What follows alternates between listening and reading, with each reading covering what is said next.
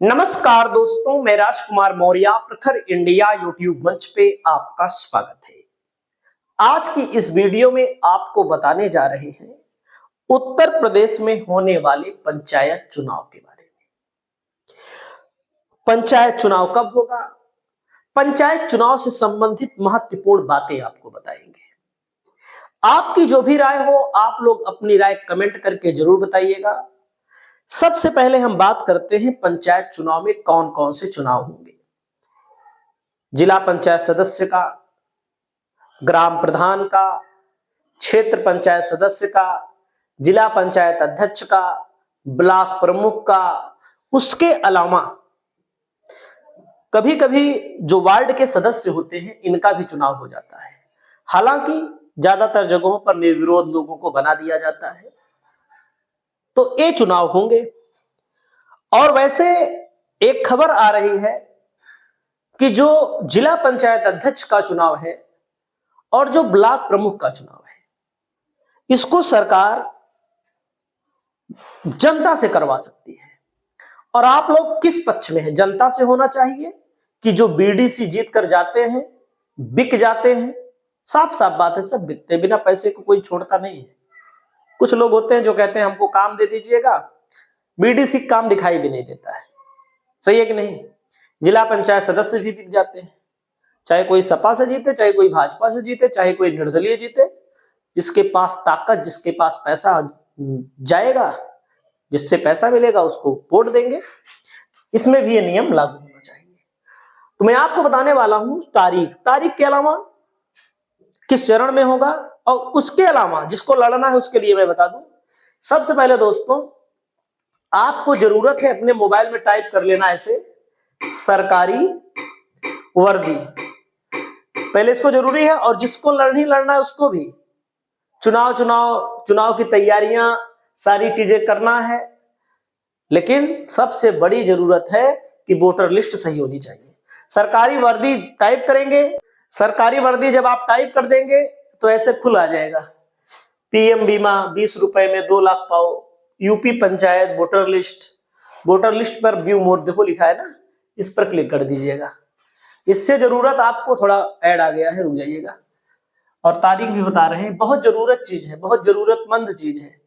इसमें आपको जनपद अपना उत्तर प्रदेश का जो जनपद है, जैसे किसी का अयोध्या जनपद होगा, अयोध्या जनपद की सभी वो हैं, ब्लॉक है, बीकापुर ब्लॉक है, ग्राम पंचायत मानापुर है। तो इसमें देखो आया हुआ है इंटर जो लिखा है, FVNY5। इससे क्या होता है, वोटर लिस्ट चेक कर लेना अपना। पूरा पीडीएफ डाउन हो जाएगा।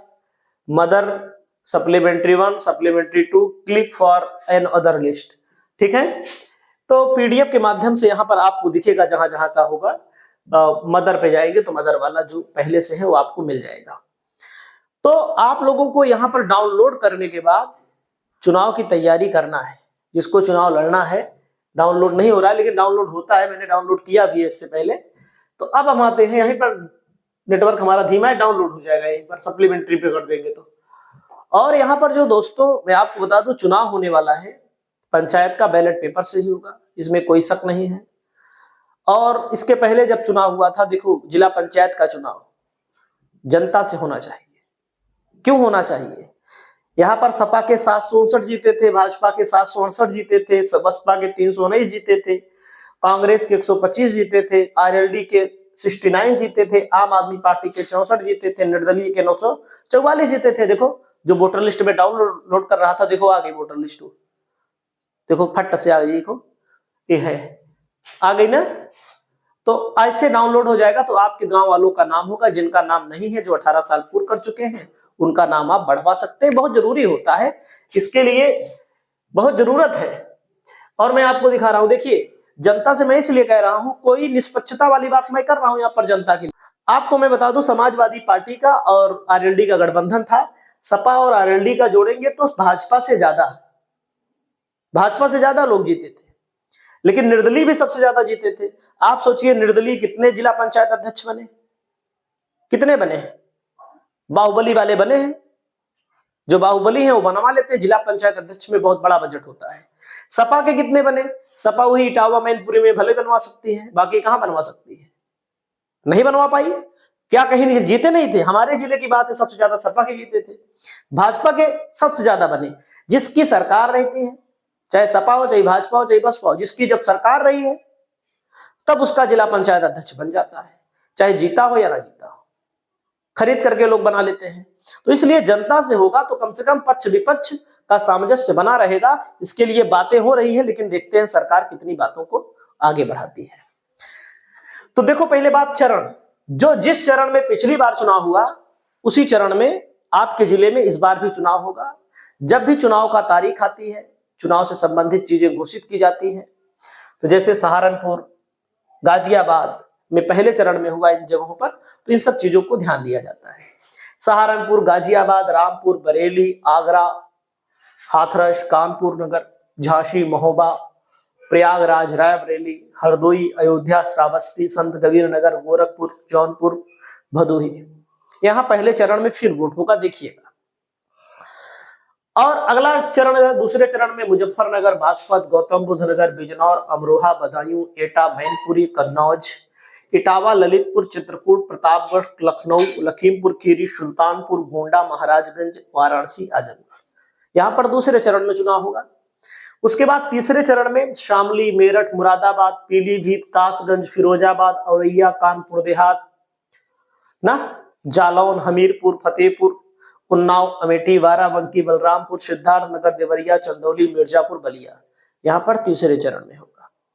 चौथे चरण में बुलंदशहर, हापुड़, संभल, शाहजहांपुर, अलीगढ़, मथुरा, फर्रुखाबाद, बांदा, कौशाम्बी, सीतापुर, अंबेडकर नगर, बहराइच, बस्ती, कुशीनगर, गाजीपुर, सोनभद्र, मऊ, यहां पर वोट डाले जाएंगे।